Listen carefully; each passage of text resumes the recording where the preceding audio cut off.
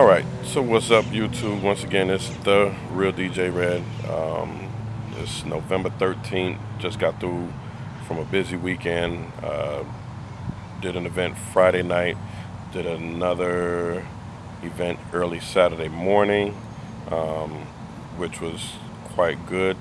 Did another event Saturday night, which I'm going to talk about that.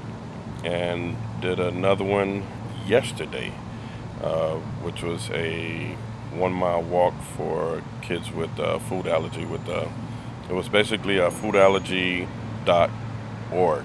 It was for that organization. But let's go back to Saturday. If you hear background noise, I'm sitting outside. You can see the trees out here. It's just nice out here today or whatever. So Saturday night, I did a video quite some time ago, maybe a couple months ago, saying, be prepared. I did another video about in reference to what gigs that you want to take on or whatever. Saturday night I was called in by the banquet hall. Basically, I call it, or me and my brother call it, babysitting the DJ. I was scheduled to play, but I'm not scheduled to play, so to speak. They had the client who booked the hall have their own DJ to come in. So basically, just to make sure that, hey, he doesn't destroy the equipment, tearing up speakers or anything.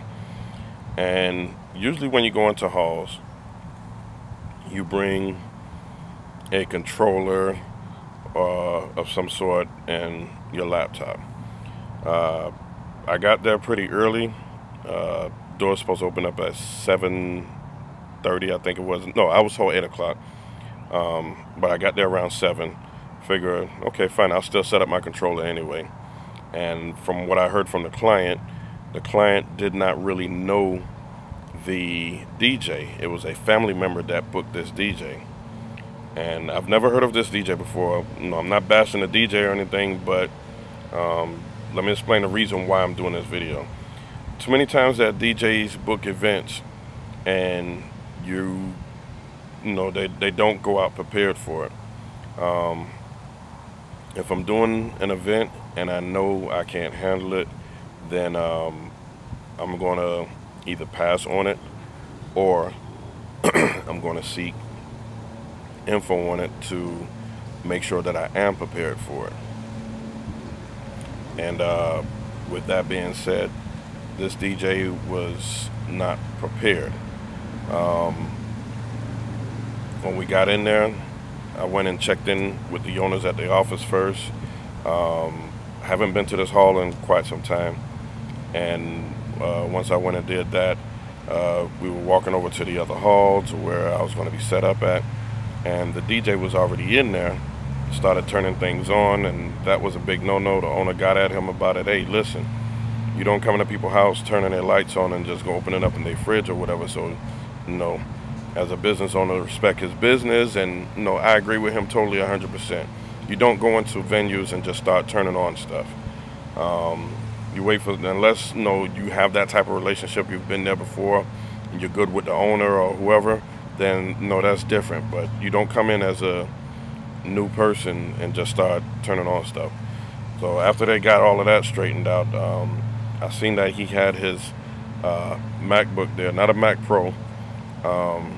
And he just had a cord coming out the headphone jack with RCAs on them, and he already had that plugged up into the mixer.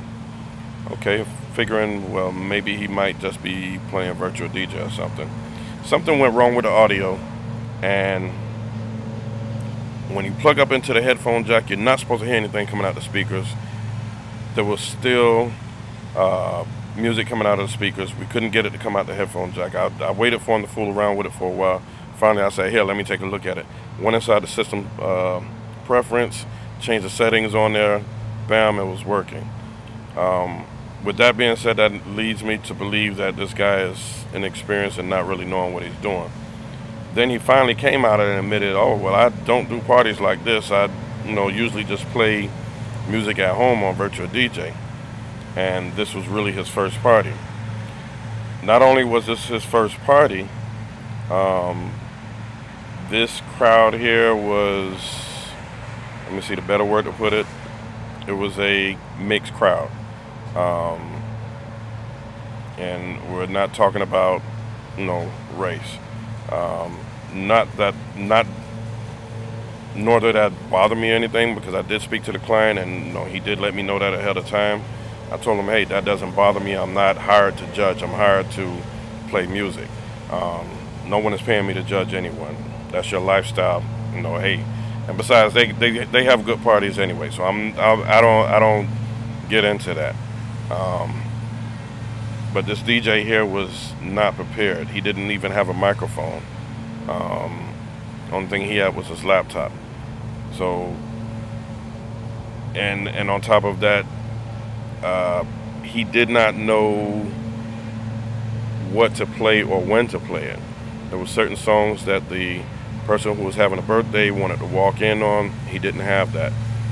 He knew nothing of it. Me, that's why I sent out a music request form. Let the client fill it out. If there's a particular song that they want to walk in on, whether it be a birthday party, bar mitzvah, weddings, anniversary parties, stuff like that, all of that information needs to be on there. They can send that back to me. That way, there's no confusion. Then there were performances that no one knew about. Again, that wasn't supposed to be on me. That was on the other DJ, and he wasn't prepared for that either. So basically, he went into this event blind. I did try to help him out a little bit, and again, he did say this is one of his first events and blah blah blah blah blah. If you're going to get into this business or any business, know what you're getting into before getting into it. Don't go and embarrass yourself or make your client look bad at their event. It can go really, really bad that way. There was a couple of times that he left out the booth, and I said, all right, fine. You know what? Let me go ahead and spin. It's still early. People are just coming in. And someone came back there and said, are you going to be playing all night, or is he going to be playing? So I said, well, no, he's going to be playing. I'm just here to control the lights and stuff like that. And they were, came back again. And, what? I think you need to play and not him, because he really not knowing what he's doing. I didn't want to step on anyone's toes. I just let him go ahead and play. And it turned out okay, but there was a lot of stuff that went wrong with that one. So again, if you're going to book gigs, if you're unsure about what you're getting into, ask the client. Don't be afraid to ask the questions. Hey, what kind of event is it? Do you need any special music for an entrance or anything like that? As much information as you can get will make your event easier. Example, when I send out the music request forms, I always tell them, hey, don't feel like you're limited to this form as far as what do you put on request. Add more stuff on there. The more you add on there, the easier it makes it for me. That way I can create a playlist that goes around it. Okay, well, hey, if I see that there's a lot of R&B on there, I know I'm gonna play some more R&B. Same thing with hip hop, reggae, soca, calypso, whatever. If they might ask for something that I might not have, or maybe I haven't heard of it, but I might go check it and through one of the record pools or whatever, listen to the song. Oh yeah, that sounds pretty good. Yeah, I could probably work with that. But get as much information from your clients as possible about the event, because they will throw you under the bus.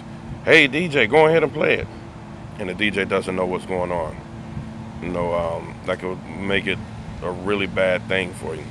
The bad thing for him was he didn't even have business cards or anything, and people were coming up to me asking me for business cards, and I'm pointing at him. Hey, he's the one that's a DJ. So like, no, I need your card, and it was in front of him. What could I say? No, I'm not passing out my cards right now. I gave them my card anyway. Now, if it was someone that a production company, like a company that I work for every now and then, if they ask for my card, then no, I give them the production company's card, because that's where I work for then. But be prepared for the stuff that you book.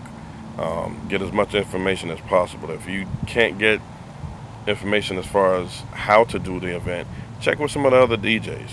I mean, come back here on YouTube. I'm pretty sure there's more than enough information on it. If the event is too big for you to do, as far as not having enough equipment, you might want to look into either rental or teaming up with another DJ so that you can cover that event. But bottom line is, make sure you're prepared for that event. If you're not prepared, then you're already preparing to fail. So anyway, 2 fingers in the air, that means peace, and the 2 D's, The Real DJ Red. Please make sure you like. You can comment, subscribe, share. Again, I'm on Instagram, Twitter, Snapchat, The Real DJ Red. And see y'all later.